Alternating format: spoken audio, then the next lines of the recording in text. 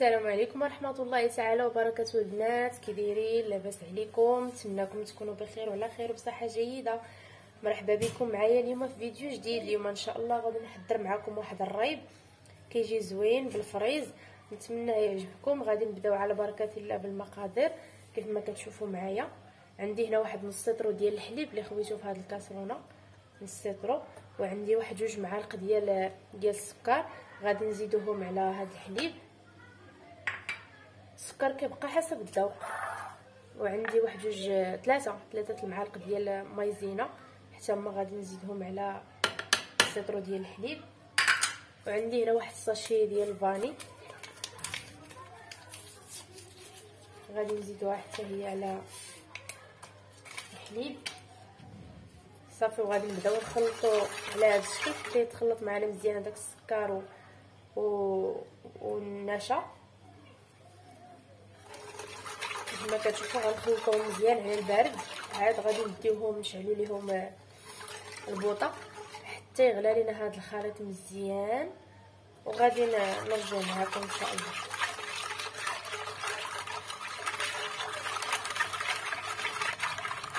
صافي دابا كما كتشوفوا معايا راه خلط الخليط ديالي. دابا غادي نشعل ليه البوطه، غندير فوق البوطه.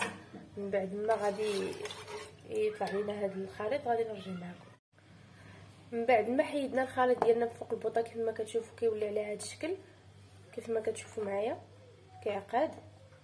دابا غادي نخليه واحد تقريبا حدانا في الكوزينه واحد 7 دقائق على ما يبرد شي شويه غير يدفى، وغادي نرجع نكمل معكم الطريقه. من بعد ما خلينا الخليط حتى دفى لينا واحد شويه كيف ما كتشوفوا تقريبا واحد 7 دقائق غير دفى لينا شويه. دابا غادي ناخذوا واحد الكاس ديال المونينيكس كيف ما كتشوفوا، غادي ندير فيه واحد الكميه ديال الفريز، الكميه اللي عندكم كيف ما كتشوفوا معايا. صافي غادي نخويها في هذا الخلاط وغادي نزيد عليها هذاك الخليط اللي طيبنا. صافي غادي نخويوه على هذا الشكل صافي. من بعد غادي نطحنوا هذا الشيء مزيان، غادي نميكسيوه وغادي نرجع معكم نكملوا الطريقه. من بعد ما طحنا الخليط ديالنا مزيان كيف ما كتشوفوا معايا، دابا غادي نزيدوا له واحد المكون اخر اللي هو واحد ياغورت مسوس. صافي غادي نزيدوه بالخليط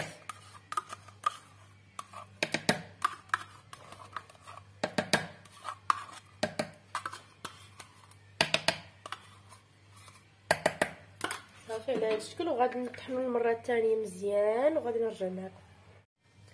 من بعد ما كملت الخليط ديالي طحنته كيف ما كتشوفوا معايا للمره الثانيه. صافي دابا غادي نبداو غادي نجيبوا كويسات او زليفات باش غادي تبغوا تقدموا نتوما هذا الريب كما كتشوفوا. صافي وغادي نخويو الريب ديالنا في الكويسات وغادي نديروه في الثلاجه ياخذ الوقت ديالو في الثلاجه.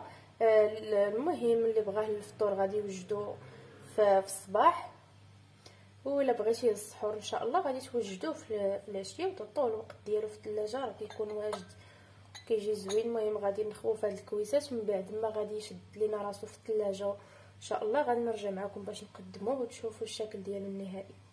بسم الله.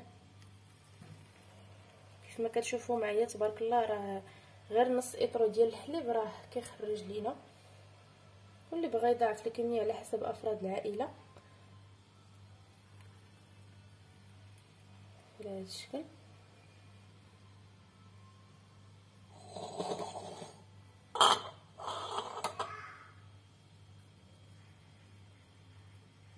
كما كتشوفوا صافي دابا غادي نديروه في الثلاجه حتى يشد لينا راسو مزيان، ومن بعد غادي نرجع معكم باش تشوفوا الشكل ديالو النهائي كيفاش. وهذا هو الشكل النهائي ديال الريب ديالنا كيف ما كتشوفوا معايا كيجي على هذا الشكل. نتمناه يعجبكم وينال الاستحسان ديالكم. الصراحه راه كيجي زوين كيف ما كتشوفوا معايا، راه شد راسو كيجي الصراحه زوين. تقدموه للسحور ديالكم في رمضان. والتزيين كيبقى اختياري، انا زينته بشويه ديال الفريز كيف ما كتشوفوا.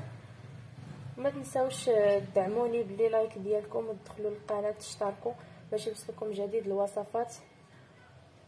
والسلام عليكم ورحمة الله تعالى وبركاته.